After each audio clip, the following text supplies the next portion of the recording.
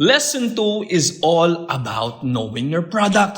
Okay? Hindi uso yung fake it until you make it sa atin. Kailangan alamin mo kung ano yung binibenta mo. 'Di ba? You have to start studying your real estate and all your properties for sale like your life depends on it. Kaya nga minsan, mas effective yung mga tao na nagbebenta na may hugot, may pangangailangan. Bakit? Because that's where they actually, kung wala ka ng ibang pinangahawakan, gagalingan mo eh. And real estate is a world of people wherein the best will get the more, the more money.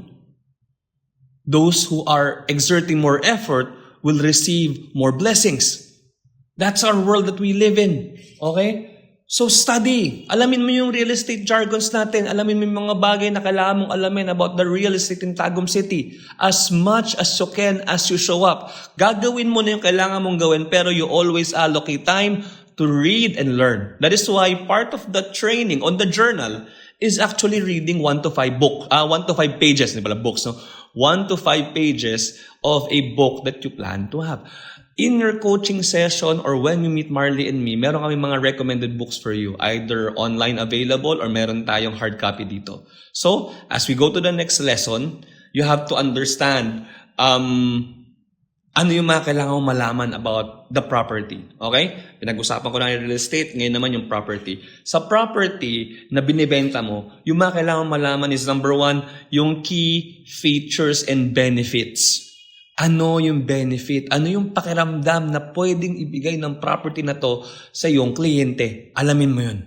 Alamin mo kung is this property something very accessible for them? Diba? Is this property something that really, is it something that they really want to live in? Those are questions that you want answers from. And you have to study your property for that. Pangalawa, visit the site. So many times that agents that are selling a property, hindi nila alam kung saan yung location. Importante yan because it sets apart your capacity in the confidence that your buyer is looking, yung tingin nila sa inyo. So visit the site. It's very important. And finally, important then to know your client. This is a very critical information. As much as you can, alamin mo kung ano yung mga bagay-bagay na importante para sa kanila so that pagbabanggain mo yung key benefits tsaka kung sino sila. And pag napagbangga mo yan, yung conversation mo and therefore yung benta mo mas dumadali. Diba? So, right now, I need you to think of the property or properties you want to sell this month. And once you thought about them, ilista mo sa journal mo yung property na yun. And finally, learn about that property you are selling. Ilang square meters, anong price, ano yung mga benefits na meron dyan, ano yung mga bagay na kailangan malaman, any special things about the property you need to know about. Those things are gonna be very important to you. And for this month, yan lang yung fokusan mo.